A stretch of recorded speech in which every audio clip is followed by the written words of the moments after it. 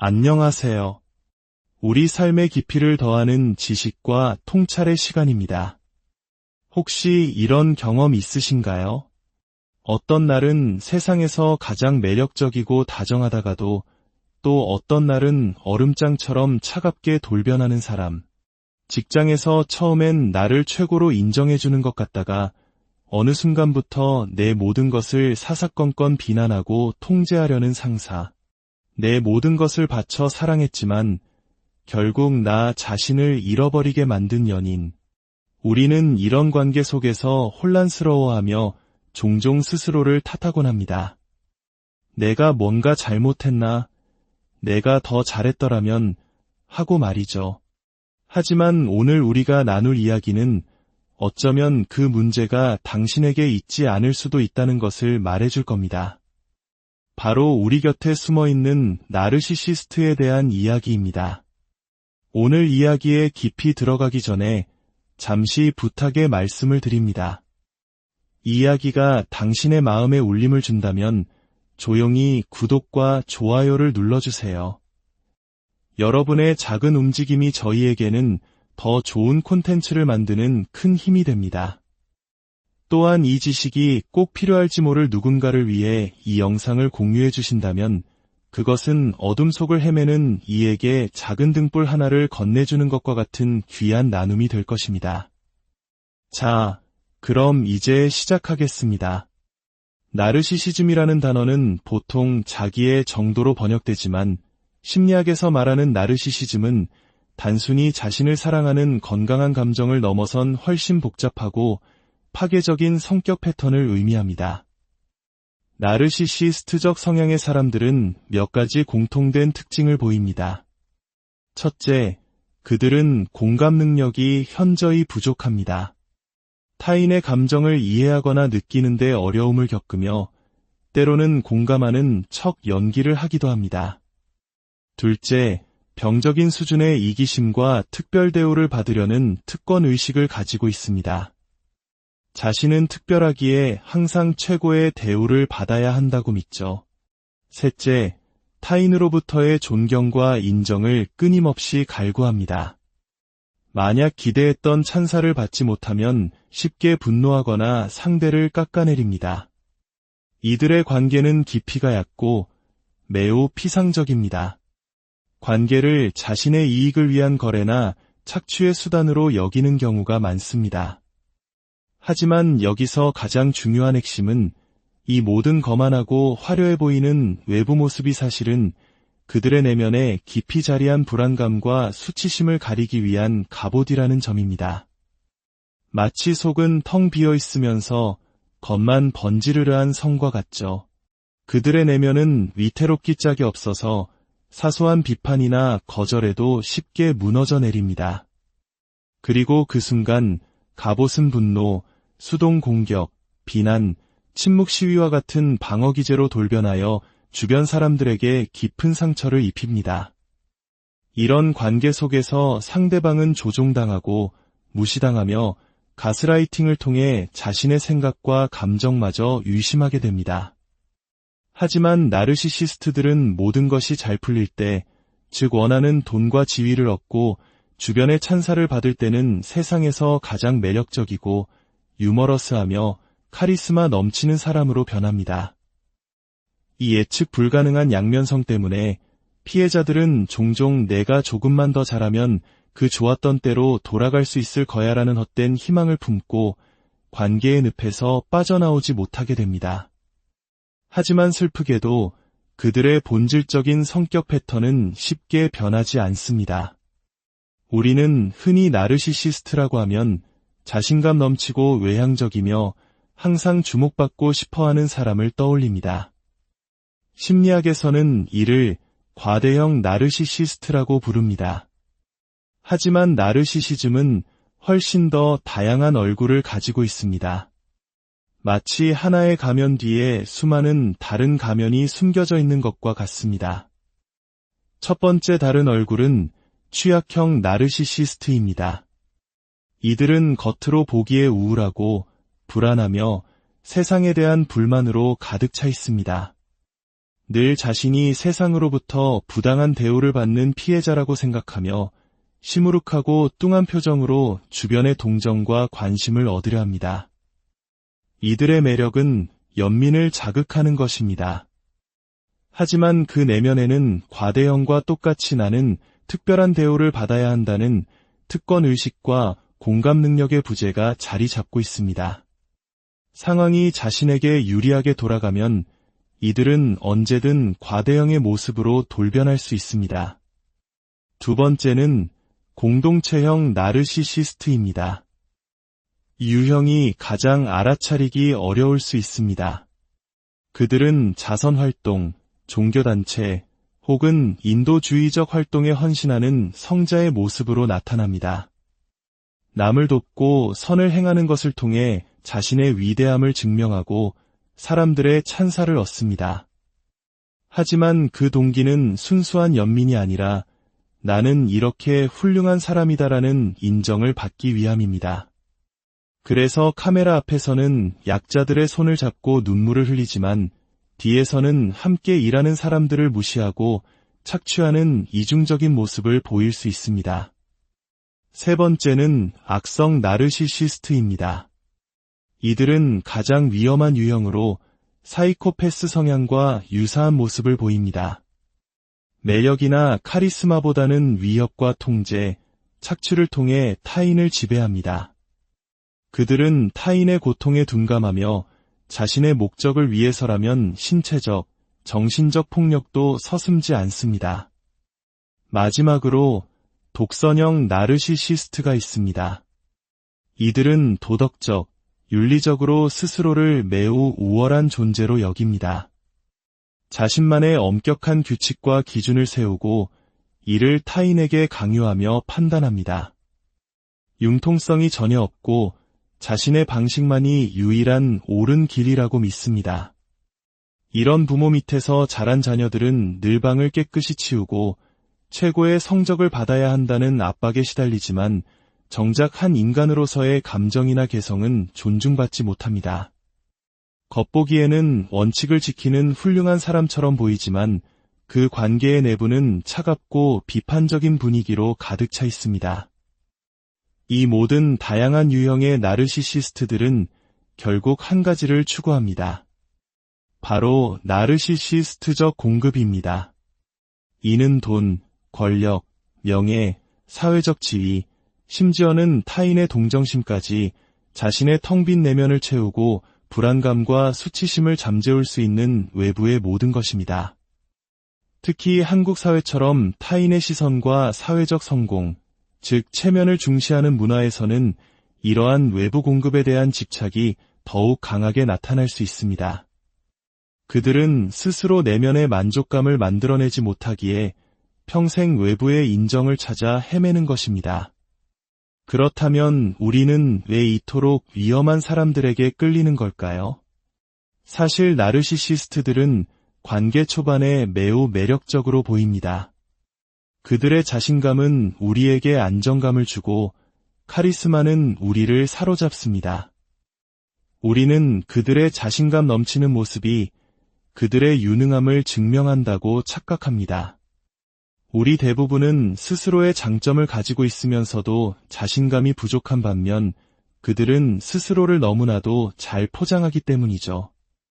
또한 동화나 로맨틱 코미디에서 끊임없이 보여주는 차가운 남자를 따뜻한 사랑으로 변화시키는 여성과 같은 환상도 한몫합니다.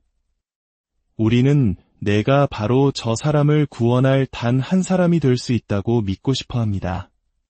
하지만 3개월, 6개월이 지나면 서서히 균열이 보이기 시작합니다. 그들의 관심은 식고 평가절하와 무시가 시작됩니다.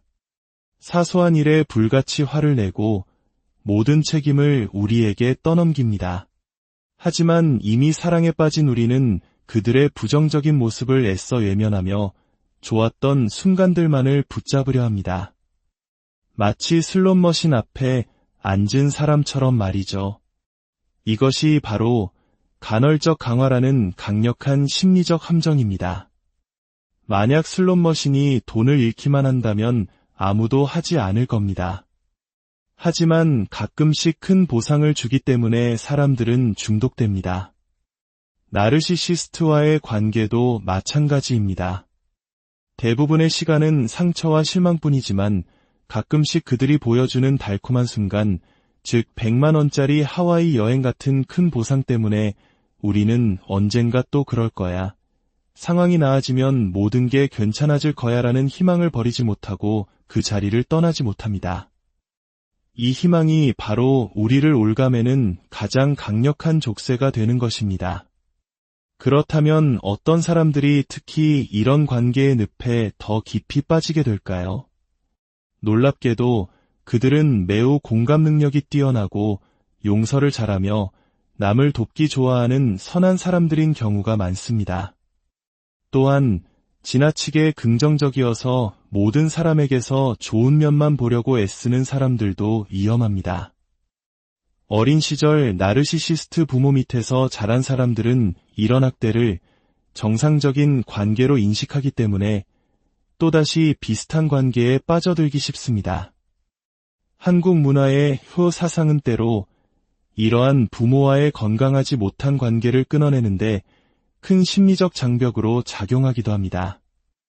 역설적으로 아주 행복하고 화목한 가정에서 자란 사람들도 위험할 수 있습니다.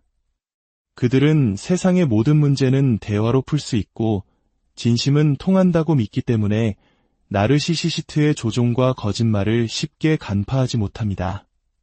결국 이런 관계에서 가장 파괴적인 것은 바로 가스라이팅입니다. 가스라이팅은 상대방의 현실 인식, 기억, 감정을 교묘하게 왜곡하여 스스로를 의심하게 만드는 정서적 학대입니다. 내가 언제 그런 말을 했어? 내가 잘못 기억하는 거야. 넌 너무 예민해. 너 제정신이야? 이런 말을 반복적으로 듣다 보면 피해자는 점차 자신의 판단력을 믿지 못하게 되고 결국 나르시시스트에게 모든 것을 의존하게 됩니다. 가장 슬픈 변화는 자기 자신을 잃어버리는 것입니다. 어느 날 문득 내가 좋아하는 피자 토핑이 무엇이었는지, 일요일 아침에 무엇을 하고 싶었는지조차 기억나지 않는 자신을 발견하게 됩니다. 나의 모든 취향과 욕구는 사라지고 오직 그 사람의 욕구를 만족시키는 삶만 남게 되는 것입니다. 만약 당신이 지금 이런 혼란 속에 있다면 어떻게 해야 할까요? 치유의 첫걸음은 근본적 수용입니다. 이것은 그들의 행동을 용납하거나 괜찮다고 말하는 것이 아닙니다. 이 사람은 변하지 않을 것이다라는 냉정한 현실을 있는 그대로 받아들이는 것입니다. 이 과정은 매우 고통스럽습니다. 그동안 쏟아부었던 시간과 노력, 그리고 희망이 모두 사라지는 상실감을 느끼기 때문입니다. 깊은 슬픔이 밀려올 것입니다. 하지만 이 슬픔의 강을 건너고 나면 비로소 자유를 향한 길이 보이기 시작합니다. 더 이상 그들을 변화시키기 위해 나의 에너지를 낭비하지 않게 됩니다. 구체적인 방법들이 있습니다. 첫째, 기록하세요. 대화 내용을 녹음하거나 일기를 쓰는 것은 그들을 고발하기 위함이 아닙니다. 끊임없이 흔들리는 당신의 현실 감각을 붙잡아줄 다이 되어줄 것입니다. 나는 미치지 않았어. 이건 실제로 일어난 일이야 라고 스스로에게 확인시켜주는 과정입니다. 둘째, 당신을 지지해주는 제3의 목소리를 찾으세요. 당신의 경험을 믿어주고 인정해주는 친구, 가족 혹은 전문 상담사가 될 수 있습니다. 그들은 당신이 잃어버렸던 현실감을 되찾도록 도와줄 것입니다. 셋째, 당신의 에너지를 재분배하세요. 아마 당신은 그 문제적 관계의 90%의 에너지를, 건강한 관계에는 10%의 에너지만을 쓰고 있었을 겁니다. 이제 그 비율을 바꾸세요. 건강한 관계에 더 많은 시간과 노력을 투자하세요. 그곳에서 당신은 있는 그대로 존중받고 사랑받는 경험을 하게 될 것이며 그것이 진정한 관계의 모습임을 깨닫게 될 것입니다. 마지막으로 아주 작은 것부터 나를 되찾는 연습을 하세요. 내가 좋아하는 음악을 듣고, 내가 먹고 싶은 음식을 고르고, 내가 가고 싶은 곳을 산책하세요. 처음에는 어색하고 무엇을 원하는지조차 모를 수 있습니다. 하지만 이 작은 선택들이 모여 당신이라는 고유한 존재를 다시 세워줄 것입니다. 나르시시스트로부터의 회복은 단거리 경주가 아니라 평생에 걸친 여정입니다. 한 번의 상처로 인해 다시는 사람을 믿지 못하게 될 수도 있고, 또다시 비슷한 사람에게 끌리는 실수를 반복할 수도 있습니다.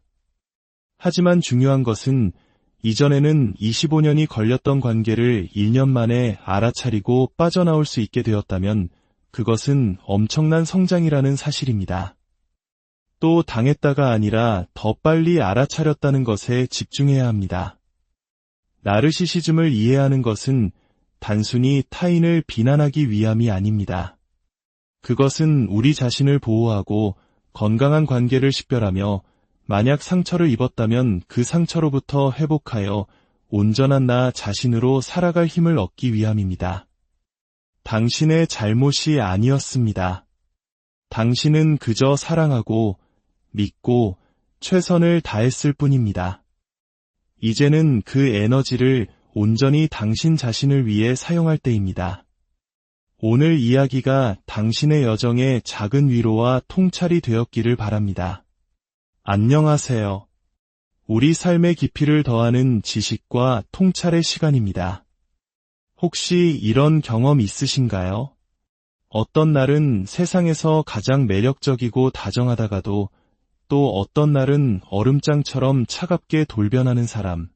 직장에서 처음엔 나를 최고로 인정해주는 것 같다가 어느 순간부터 내 모든 것을 사사건건 비난하고 통제하려는 상사. 내 모든 것을 바쳐 사랑했지만 결국 나 자신을 잃어버리게 만든 연인. 우리는 이런 관계 속에서 혼란스러워하며 종종 스스로를 탓하곤 합니다. 내가 뭔가 잘못했나? 내가 더 잘했더라면 하고 말이죠. 하지만 오늘 우리가 나눌 이야기는 어쩌면 그 문제가 당신에게 있지 않을 수도 있다는 것을 말해줄 겁니다. 바로 우리 곁에 숨어있는 나르시시스트에 대한 이야기입니다. 오늘 이야기에 깊이 들어가기 전에 잠시 부탁의 말씀을 드립니다. 이 이야기가 당신의 마음에 울림을 준다면 조용히 구독과 좋아요를 눌러주세요. 여러분의 작은 움직임이 저희에게는 더 좋은 콘텐츠를 만드는 큰 힘이 됩니다. 또한 이 지식이 꼭 필요할지 모를 누군가를 위해 이 영상을 공유해 주신다면 그것은 어둠 속을 헤매는 이에게 작은 등불 하나를 건네주는 것과 같은 귀한 나눔이 될 것입니다. 자, 그럼 이제 시작하겠습니다. 나르시시즘이라는 단어는 보통 자기의 정도로 번역되지만 심리학에서 말하는 나르시시즘은 단순히 자신을 사랑하는 건강한 감정을 넘어선 훨씬 복잡하고 파괴적인 성격 패턴을 의미합니다. 나르시시스트적 성향의 사람들은 몇 가지 공통된 특징을 보입니다. 첫째, 그들은 공감 능력이 현저히 부족합니다. 타인의 감정을 이해하거나 느끼는데 어려움을 겪으며 때로는 공감하는 척 연기를 하기도 합니다. 둘째, 병적인 수준의 이기심과 특별 대우를 받으려는 특권의식을 가지고 있습니다. 자신은 특별하기에 항상 최고의 대우를 받아야 한다고 믿죠. 셋째, 타인으로부터의 존경과 인정을 끊임없이 갈구합니다. 만약 기대했던 찬사를 받지 못하면 쉽게 분노하거나 상대를 깎아내립니다. 이들의 관계는 깊이가 얕고 매우 피상적입니다. 관계를 자신의 이익을 위한 거래나 착취의 수단으로 여기는 경우가 많습니다.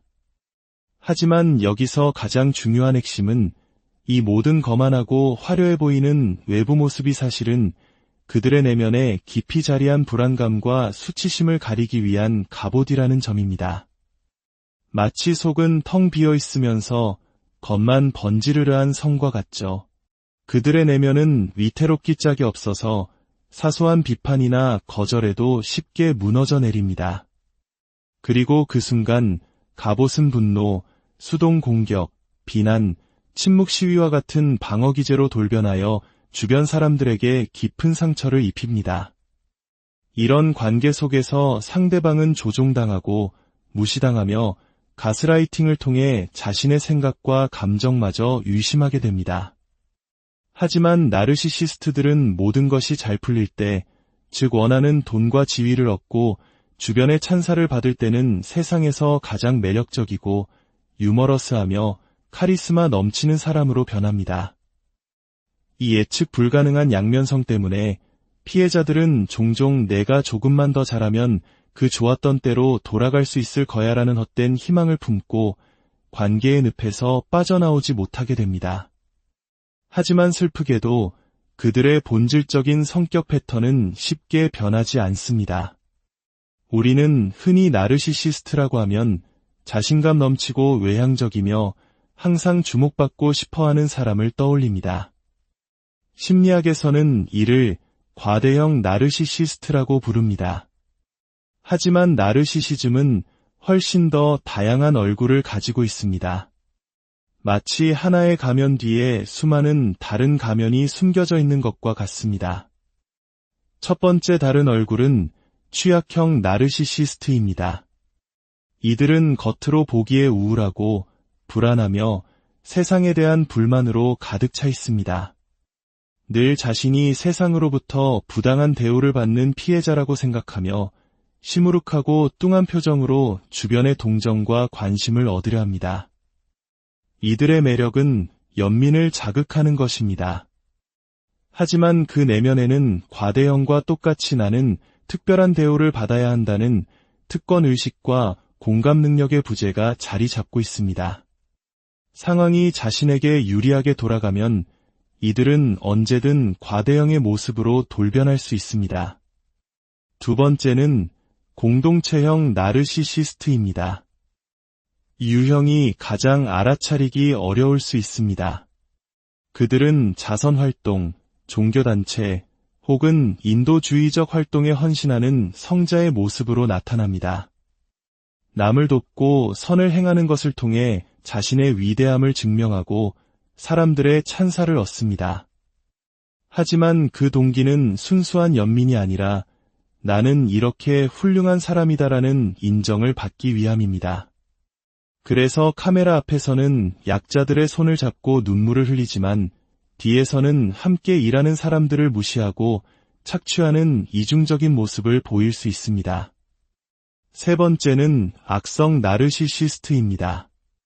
이들은 가장 위험한 유형으로 사이코패스 성향과 유사한 모습을 보입니다. 매력이나 카리스마보다는 위협과 통제, 착취를 통해 타인을 지배합니다.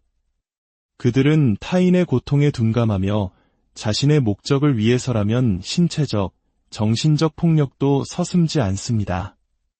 마지막으로 독선형 나르시시스트가 있습니다. 이들은 도덕적, 윤리적으로 스스로를 매우 우월한 존재로 여깁니다. 자신만의 엄격한 규칙과 기준을 세우고 이를 타인에게 강요하며 판단합니다. 융통성이 전혀 없고 자신의 방식만이 유일한 옳은 길이라고 믿습니다.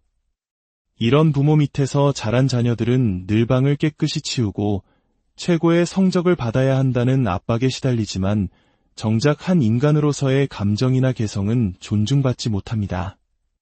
겉보기에는 원칙을 지키는 훌륭한 사람처럼 보이지만 그 관계의 내부는 차갑고 비판적인 분위기로 가득 차 있습니다. 이 모든 다양한 유형의 나르시시스트들은 결국 한 가지를 추구합니다. 바로 나르시시스트적 공급입니다.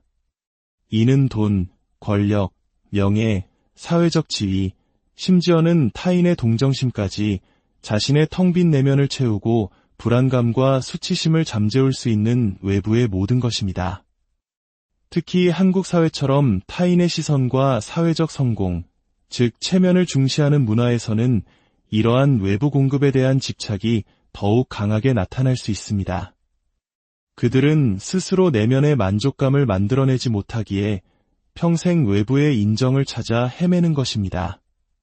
그렇다면 우리는 왜 이토록 위험한 사람들에게 끌리는 걸까요? 사실 나르시시스트들은 관계 초반에 매우 매력적으로 보입니다. 그들의 자신감은 우리에게 안정감을 주고 카리스마는 우리를 사로잡습니다. 우리는 그들의 자신감 넘치는 모습이 그들의 유능함을 증명한다고 착각합니다. 우리 대부분은 스스로의 장점을 가지고 있으면서도 자신감이 부족한 반면 그들은 스스로를 너무나도 잘 포장하기 때문이죠. 또한 동화나 로맨틱 코미디에서 끊임없이 보여주는 차가운 남자를 따뜻한 사랑으로 변화시키는 여성과 같은 환상도 한몫합니다. 우리는 내가 바로 저 사람을 구원할 단 한 사람이 될 수 있다고 믿고 싶어 합니다. 하지만 3개월, 6개월이 지나면 서서히 균열이 보이기 시작합니다. 그들의 관심은 식고 평가절하와 무시가 시작됩니다. 사소한 일에 불같이 화를 내고 모든 책임을 우리에게 떠넘깁니다. 하지만 이미 사랑에 빠진 우리는 그들의 부정적인 모습을 애써 외면하며 좋았던 순간들만을 붙잡으려 합니다. 마치 슬롯머신 앞에 앉은 사람처럼 말이죠. 이것이 바로 간헐적 강화라는 강력한 심리적 함정입니다. 만약 슬롯머신이 돈을 잃기만 한다면 아무도 하지 않을 겁니다. 하지만 가끔씩 큰 보상을 주기 때문에 사람들은 중독됩니다. 나르시시스트와의 관계도 마찬가지입니다. 대부분의 시간은 상처와 실망뿐이지만 가끔씩 그들이 보여주는 달콤한 순간, 즉 100만 원짜리 하와이 여행 같은 큰 보상 때문에 우리는 언젠가 또 그럴 거야, 상황이 나아지면 모든 게 괜찮아질 거야라는 희망을 버리지 못하고 그 자리를 떠나지 못합니다. 이 희망이 바로 우리를 올가매는 가장 강력한 족쇄가 되는 것입니다.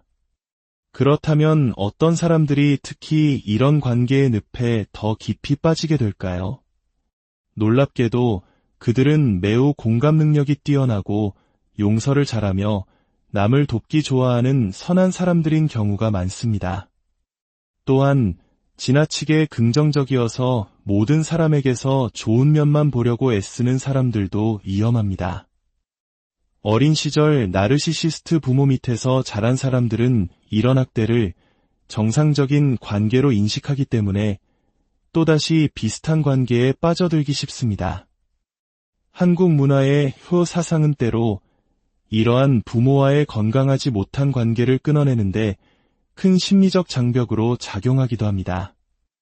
역설적으로 아주 행복하고 화목한 가정에서 자란 사람들도 위험할 수 있습니다. 그들은 세상의 모든 문제는 대화로 풀 수 있고 진심은 통한다고 믿기 때문에 나르시시스트의 조종과 거짓말을 쉽게 간파하지 못합니다. 결국 이런 관계에서 가장 파괴적인 것은 바로 가스라이팅입니다. 가스라이팅은 상대방의 현실 인식, 기억, 감정을 교묘하게 왜곡하여 스스로를 의심하게 만드는 정서적 학대입니다. 내가 언제 그런 말을 했어? 내가 잘못 기억하는 거야. 넌 너무 예민해. 너 제정신이야? 이런 말을 반복적으로 듣다 보면 피해자는 점차 자신의 판단력을 믿지 못하게 되고 결국 나르시시스트에게 모든 것을 의존하게 됩니다. 가장 슬픈 변화는 자기 자신을 잃어버리는 것입니다. 어느 날 문득 내가 좋아하는 피자 토핑이 무엇이었는지, 일요일 아침에 무엇을 하고 싶었는지조차 기억나지 않는 자신을 발견하게 됩니다. 나의 모든 취향과 욕구는 사라지고 오직 그 사람의 욕구를 만족시키는 삶만 남게 되는 것입니다. 만약 당신이 지금 이런 혼란 속에 있다면 어떻게 해야 할까요?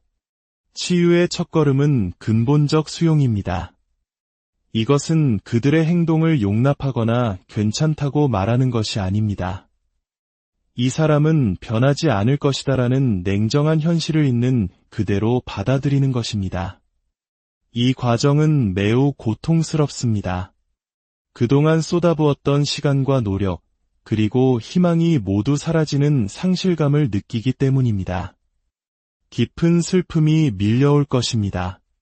하지만 이 슬픔의 강을 건너고 나면 비로소 자유를 향한 길이 보이기 시작합니다.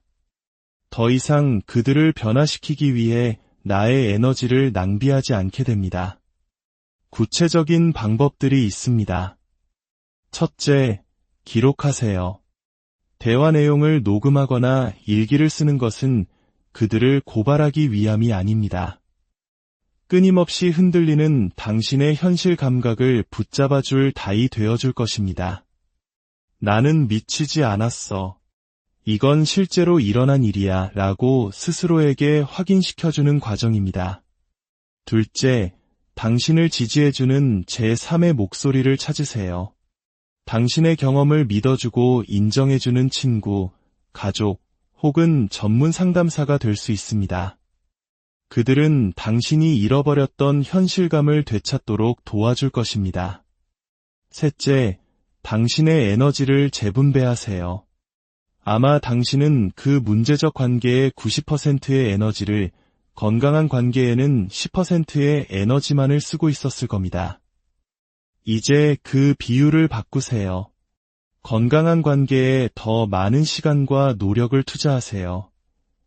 그곳에서 당신은 있는 그대로 존중받고 사랑받는 경험을 하게 될 것이며, 그것이 진정한 관계의 모습임을 깨닫게 될 것입니다. 마지막으로 아주 작은 것부터 나를 되찾는 연습을 하세요.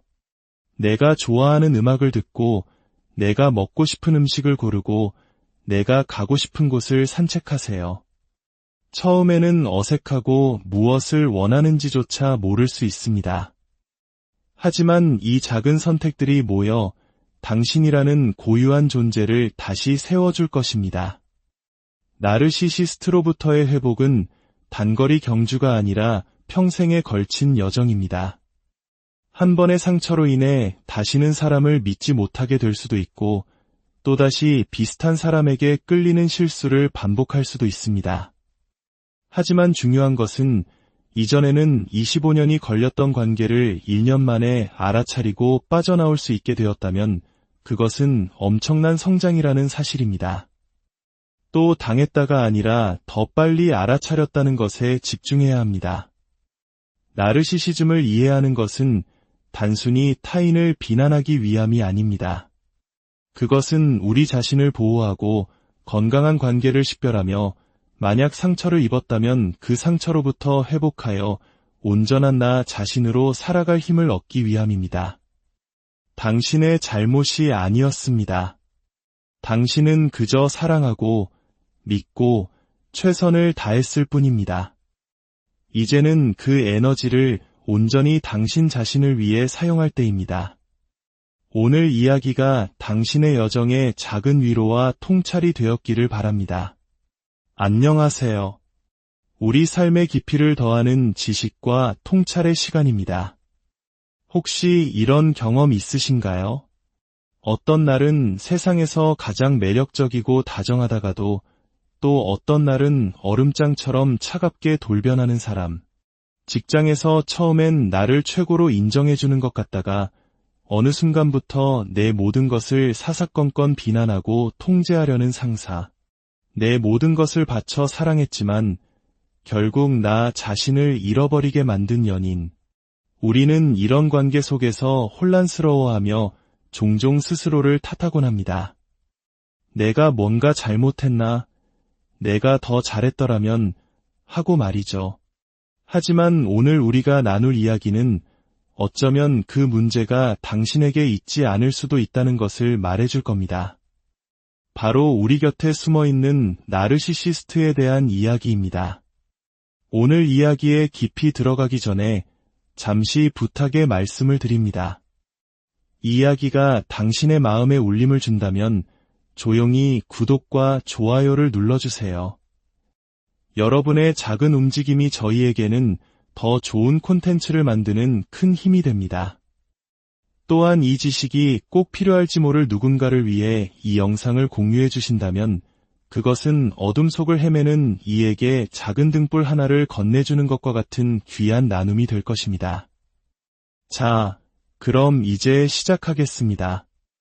나르시시즘이라는 단어는 보통 자기의 정도로 번역되지만 심리학에서 말하는 나르시시즘은 단순히 자신을 사랑하는 건강한 감정을 넘어선 훨씬 복잡하고 파괴적인 성격 패턴을 의미합니다.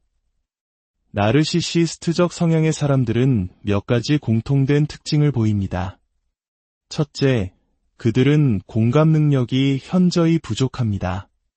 타인의 감정을 이해하거나 느끼는 데 어려움을 겪으며 때로는 공감하는 척 연기를 하기도 합니다. 둘째, 병적인 수준의 이기심과 특별 대우를 받으려는 특권 의식을 가지고 있습니다.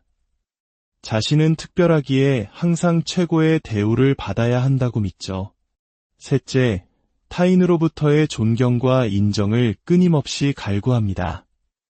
만약 기대했던 찬사를 받지 못하면 쉽게 분노하거나 상대를 깎아내립니다. 이들의 관계는 깊이가 얕고 매우 피상적입니다. 관계를 자신의 이익을 위한 거래나 착취의 수단으로 여기는 경우가 많습니다. 하지만 여기서 가장 중요한 핵심은 이 모든 거만하고 화려해 보이는 외부 모습이 사실은 그들의 내면에 깊이 자리한 불안감과 수치심을 가리기 위한 갑옷이라는 점입니다. 마치 속은 텅 비어 있으면서 겉만 번지르르한 성과 같죠. 그들의 내면은 위태롭기 짝이 없어서 사소한 비판이나 거절에도 쉽게 무너져 내립니다. 그리고 그 순간 갑옷은 분노, 수동 공격, 비난, 침묵 시위와 같은 방어 기제로 돌변하여 주변 사람들에게 깊은 상처를 입힙니다. 이런 관계 속에서 상대방은 조종당하고 무시당하며 가스라이팅을 통해 자신의 생각과 감정마저 의심하게 됩니다. 하지만 나르시시스트들은 모든 것이 잘 풀릴 때, 즉 원하는 돈과 지위를 얻고 주변의 찬사를 받을 때는 세상에서 가장 매력적이고 유머러스하며 카리스마 넘치는 사람으로 변합니다.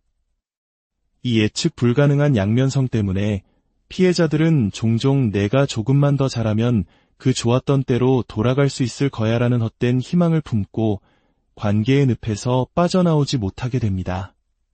하지만 슬프게도 그들의 본질적인 성격 패턴은 쉽게 변하지 않습니다. 우리는 흔히 나르시시스트라고 하면 자신감 넘치고 외향적이며 항상 주목받고 싶어하는 사람을 떠올립니다. 심리학에서는 이를 과대형 나르시시스트라고 부릅니다. 하지만 나르시시즘은 훨씬 더 다양한 얼굴을 가지고 있습니다. 마치 하나의 가면 뒤에 수많은 다른 가면이 숨겨져 있는 것과 같습니다. 첫 번째 다른 얼굴은 취약형 나르시시스트입니다. 이들은 겉으로 보기에 우울하고 불안하며 세상에 대한 불만으로 가득 차 있습니다.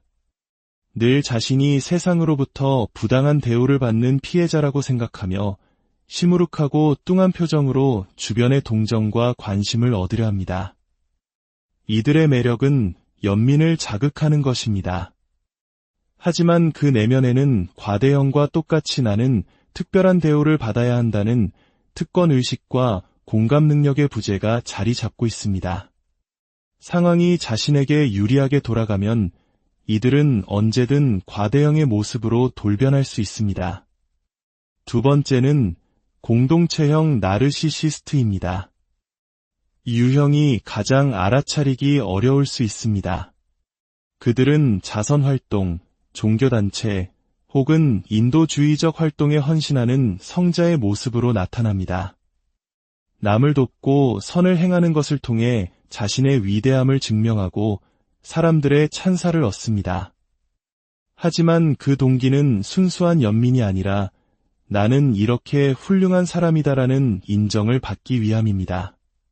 그래서 카메라 앞에서는 약자들의 손을 잡고 눈물을 흘리지만 뒤에서는 함께 일하는 사람들을 무시하고 착취하는 이중적인 모습을 보일 수 있습니다. 세 번째는 악성 나르시시스트입니다. 이들은 가장 위험한 유형으로 사이코패스 성향과 유사한 모습을 보입니다. 매력이나 카리스마보다는 위협과 통제, 착취를 통해 타인을 지배합니다. 그들은 타인의 고통에 둔감하며 자신의 목적을 위해서라면 신체적, 정신적 폭력도 서슴지 않습니다. 마지막으로 독선형 나르시시스트가 있습니다. 이들은 도덕적, 윤리적으로 스스로를 매우 우월한 존재로 여깁니다. 자신만의 엄격한 규칙과 기준을 세우고 이를 타인에게 강요하며 판단합니다. 융통성이 전혀 없고 자신의 방식만이 유일한 옳은 길이라고 믿습니다. 이런 부모 밑에서 자란 자녀들은 늘 방을 깨끗이 치우고 최고의 성적을 받아야 한다는 압박에 시달리지만 정작 한 인간으로서의 감정이나 개성은 존중받지 못합니다. 겉보기에는 원칙을 지키는 훌륭한 사람처럼 보이지만 그 관계의 내부는 차갑고 비판적인 분위기로 가득 차 있습니다. 이 모든 다양한 유형의 나르시시스트들은 결국 한 가지를 추구합니다. 바로 나르시시스트적 공급입니다. 이는 돈, 권력, 명예, 사회적 지위, 심지어는 타인의 동정심까지 자신의 텅 빈 내면을 채우고 불안감과 수치심을 잠재울 수 있는 외부의 모든 것입니다. 특히 한국 사회처럼 타인의 시선과 사회적 성공, 즉 체면을 중시하는 문화에서는 이러한 외부 공급에 대한 집착이 더욱 강하게 나타날 수 있습니다. 그들은 스스로 내면의 만족감을 만들어내지 못하기에 평생 외부의 인정을 찾아 헤매는 것입니다. 그렇다면 우리는 왜 이토록 위험한 사람들에게 끌리는 걸까요? 사실 나르시시스트들은 관계 초반에 매우 매력적으로 보입니다. 그들의 자신감은 우리에게 안정감을 주고 카리스마는 우리를 사로잡습니다. 우리는 그들의 자신감 넘치는 모습이 그들의 유능함을 증명한다고 착각합니다. 우리 대부분은 스스로의 장점을 가지고 있으면서도 자신감이 부족한 반면 그들은 스스로를 너무나도 잘 포장하기 때문이죠. 또한 동화나 로맨틱 코미디에서 끊임없이 보여주는 차가운 남자를 따뜻한 사랑으로 변화시키는 여성과 같은 환상도 한몫합니다. 우리는 내가 바로 저 사람을 구원할 단 한 사람이 될 수 있다고 믿고 싶어 합니다. 하지만 3개월, 6개월이 지나면 서서히 균열이 보이기 시작합니다. 그들의 관심은 식고 평가절하와 무시가 시작됩니다. 사소한 일에 불같이 화를 내고 모든 책임을 우리에게 떠넘깁니다. 하지만 이미 사랑에 빠진 우리는 그들의 부정적인 모습을 애써 외면하며 좋았던 순간들만을 붙잡으려 합니다. 마치 슬롯머신 앞에 앉은 사람처럼 말이죠. 이것이 바로 간헐적 강화라는 강력한 심리적 함정입니다. 만약 슬롯머신이 돈을 잃기만 한다면 아무도 하지 않을 겁니다. 하지만 가끔씩 큰 보상을 주기 때문에 사람들은 중독됩니다. 나르시시스트와의 관계도 마찬가지입니다. 대부분의 시간은 상처와 실망뿐이지만 가끔씩 그들이 보여주는 달콤한 순간, 즉 100만 원짜리 하와이 여행 같은 큰 보상 때문에 우리는 언젠가 또 그럴 거야, 상황이 나아지면 모든 게 괜찮아질 거야라는 희망을 버리지 못하고 그 자리를 떠나지 못합니다. 이 희망이 바로 우리를 올가매는 가장 강력한 족쇄가 되는 것입니다. 그렇다면 어떤 사람들이 특히 이런 관계의 늪에 더 깊이 빠지게 될까요? 놀랍게도 그들은 매우 공감 능력이 뛰어나고 용서를 잘하며 남을 돕기 좋아하는 선한 사람들인 경우가 많습니다. 또한 지나치게 긍정적이어서 모든 사람에게서 좋은 면만 보려고 애쓰는 사람들도 위험합니다. 어린 시절 나르시시스트 부모 밑에서 자란 사람들은 이런 학대를 정상적인 관계로 인식하기 때문에 또다시 비슷한 관계에 빠져들기 쉽습니다. 한국 문화의 효 사상은 때로 이러한 부모와의 건강하지 못한 관계를 끊어내는데 큰 심리적 장벽으로 작용하기도 합니다. 역설적으로 아주 행복하고 화목한 가정에서 자란 사람들도 위험할 수 있습니다. 그들은 세상의 모든 문제는 대화로 풀 수 있고 진심은 통한다고 믿기 때문에 나르시시스트의 조종과 거짓말을 쉽게 간파하지 못합니다. 결국 이런 관계에서 가장 파괴적인 것은 바로 가스라이팅입니다. 가스라이팅은 상대방의 현실 인식, 기억, 감정을 교묘하게 왜곡하여 스스로를 의심하게 만드는 정서적 학대입니다.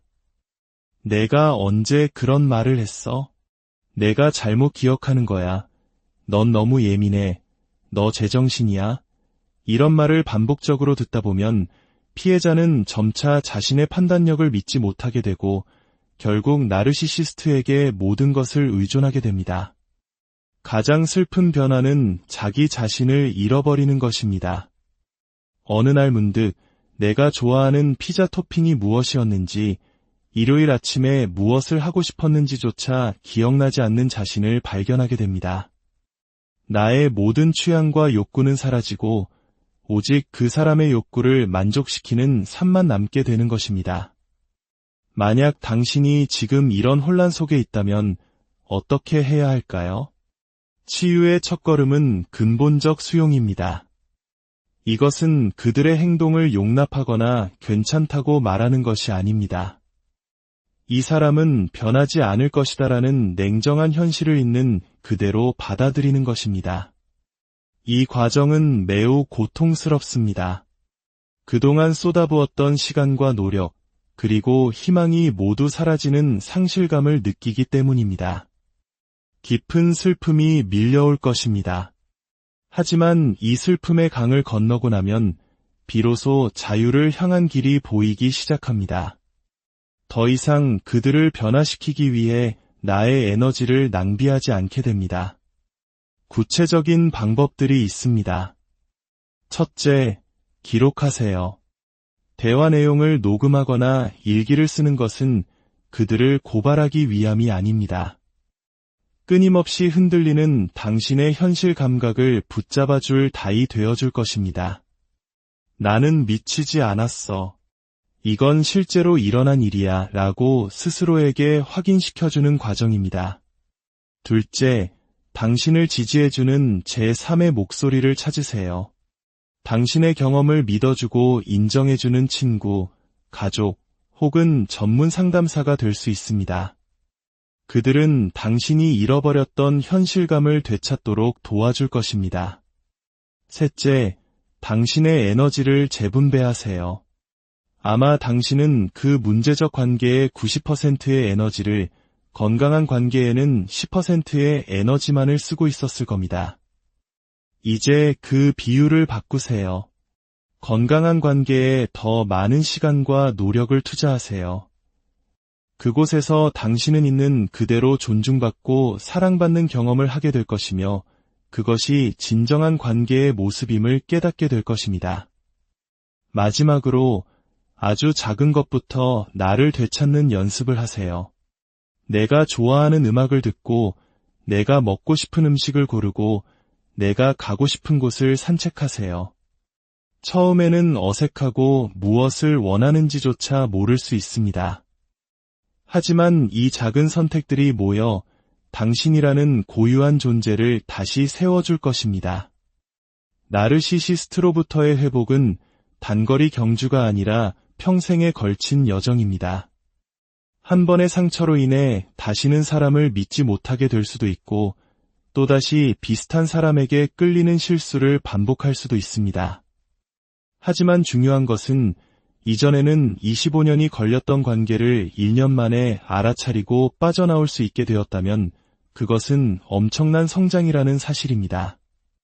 또 당했다가 아니라 더 빨리 알아차렸다는 것에 집중해야 합니다. 나르시시즘을 이해하는 것은 단순히 타인을 비난하기 위함이 아닙니다. 그것은 우리 자신을 보호하고 건강한 관계를 식별하며 만약 상처를 입었다면 그 상처로부터 회복하여 온전한 나 자신으로 살아갈 힘을 얻기 위함입니다. 당신의 잘못이 아니었습니다. 당신은 그저 사랑하고 믿고 최선을 다했을 뿐입니다. 이제는 그 에너지를 온전히 당신 자신을 위해 사용할 때입니다. 오늘 이야기가 당신의 여정에 작은 위로와 통찰이 되었기를 바랍니다. 안녕하세요. 우리 삶의 깊이를 더하는 지식과 통찰의 시간입니다. 혹시 이런 경험 있으신가요? 어떤 날은 세상에서 가장 매력적이고 다정하다가도 또 어떤 날은 얼음장처럼 차갑게 돌변하는 사람. 직장에서 처음엔 나를 최고로 인정해주는 것 같다가 어느 순간부터 내 모든 것을 사사건건 비난하고 통제하려는 상사. 내 모든 것을 바쳐 사랑했지만 결국 나 자신을 잃어버리게 만든 연인. 우리는 이런 관계 속에서 혼란스러워하며 종종 스스로를 탓하곤 합니다. 내가 뭔가 잘못했나? 내가 더 잘했더라면 하고 말이죠. 하지만 오늘 우리가 나눌 이야기는 어쩌면 그 문제가 당신에게 있지 않을 수도 있다는 것을 말해줄 겁니다. 바로 우리 곁에 숨어있는 나르시시스트에 대한 이야기입니다. 오늘 이야기에 깊이 들어가기 전에 잠시 부탁의 말씀을 드립니다. 이 이야기가 당신의 마음에 울림을 준다면 조용히 구독과 좋아요를 눌러주세요. 여러분의 작은 움직임이 저희에게는 더 좋은 콘텐츠를 만드는 큰 힘이 됩니다. 또한 이 지식이 꼭 필요할지 모를 누군가를 위해 이 영상을 공유해 주신다면 그것은 어둠 속을 헤매는 이에게 작은 등불 하나를 건네주는 것과 같은 귀한 나눔이 될 것입니다. 자, 그럼 이제 시작하겠습니다. 나르시시즘이라는 단어는 보통 자기의 정도로 번역되지만 심리학에서 말하는 나르시시즘은 단순히 자신을 사랑하는 건강한 감정을 넘어선 훨씬 복잡하고 파괴적인 성격 패턴을 의미합니다. 나르시시스트적 성향의 사람들은 몇 가지 공통된 특징을 보입니다. 첫째, 그들은 공감 능력이 현저히 부족합니다. 타인의 감정을 이해하거나 느끼는데 어려움을 겪으며 때로는 공감하는 척 연기를 하기도 합니다. 둘째, 병적인 수준의 이기심과 특별 대우를 받으려는 특권의식을 가지고 있습니다. 자신은 특별하기에 항상 최고의 대우를 받아야 한다고 믿죠. 셋째, 타인으로부터의 존경과 인정을 끊임없이 갈구합니다. 만약 기대했던 찬사를 받지 못하면 쉽게 분노하거나 상대를 깎아내립니다. 이들의 관계는 깊이가 얕고 매우 피상적입니다. 관계를 자신의 이익을 위한 거래나 착취의 수단으로 여기는 경우가 많습니다. 하지만 여기서 가장 중요한 핵심은 이 모든 거만하고 화려해 보이는 외부 모습이 사실은 그들의 내면에 깊이 자리한 불안감과 수치심을 가리기 위한 갑옷이라는 점입니다. 마치 속은 텅 비어 있으면서 겉만 번지르르한 성과 같죠. 그들의 내면은 위태롭기 짝이 없어서 사소한 비판이나 거절에도 쉽게 무너져 내립니다. 그리고 그 순간 갑옷은 분노, 수동 공격, 비난, 침묵 시위와 같은 방어 기제로 돌변하여 주변 사람들에게 깊은 상처를 입힙니다. 이런 관계 속에서 상대방은 조종당하고 무시당하며 가스라이팅을 통해 자신의 생각과 감정마저 의심하게 됩니다. 하지만 나르시시스트들은 모든 것이 잘 풀릴 때, 즉 원하는 돈과 지위를 얻고 주변의 찬사를 받을 때는 세상에서 가장 매력적이고 유머러스하며 카리스마 넘치는 사람으로 변합니다.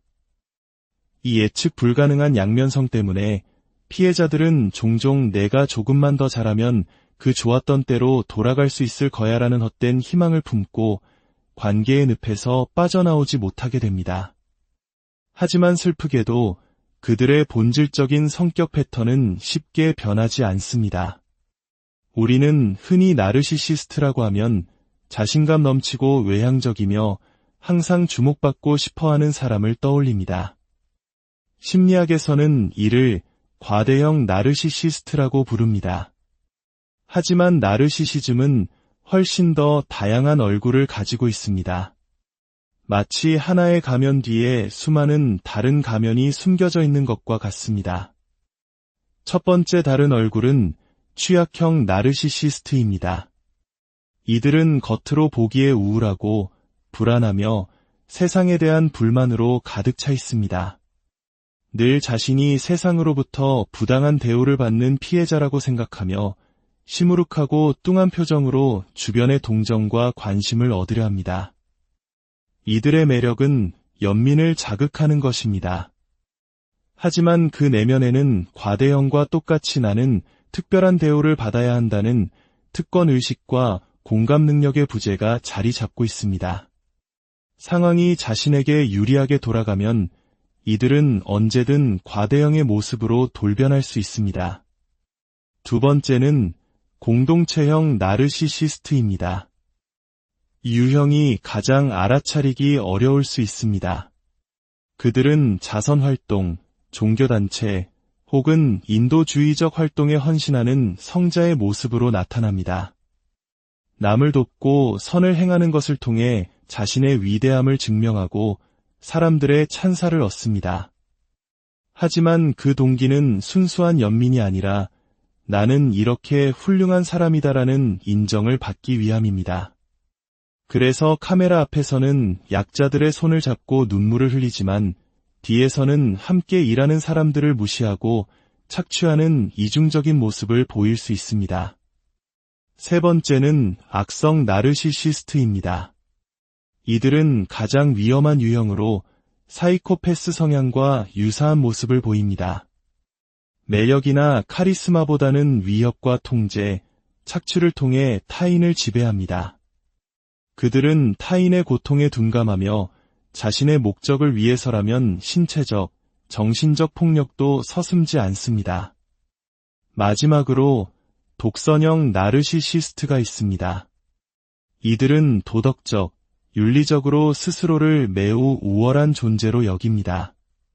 자신만의 엄격한 규칙과 기준을 세우고 이를 타인에게 강요하며 판단합니다. 융통성이 전혀 없고 자신의 방식만이 유일한 옳은 길이라고 믿습니다. 이런 부모 밑에서 자란 자녀들은 늘 방을 깨끗이 치우고 최고의 성적을 받아야 한다는 압박에 시달리지만 정작 한 인간으로서의 감정이나 개성은 존중받지 못합니다.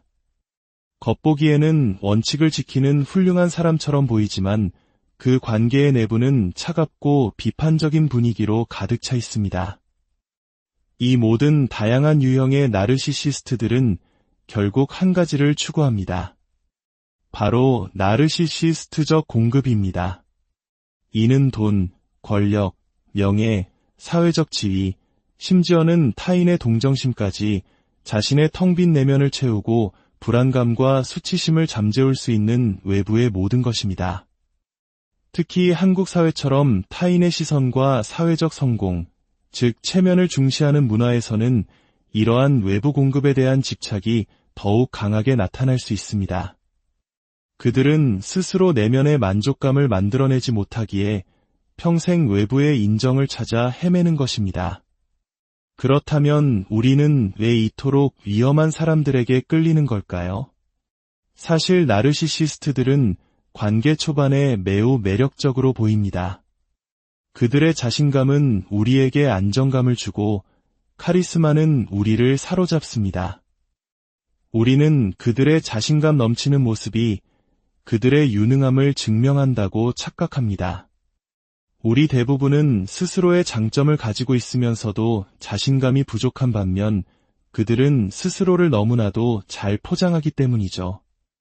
또한 동화나 로맨틱 코미디에서 끊임없이 보여주는 차가운 남자를 따뜻한 사랑으로 변화시키는 여성과 같은 환상도 한몫합니다.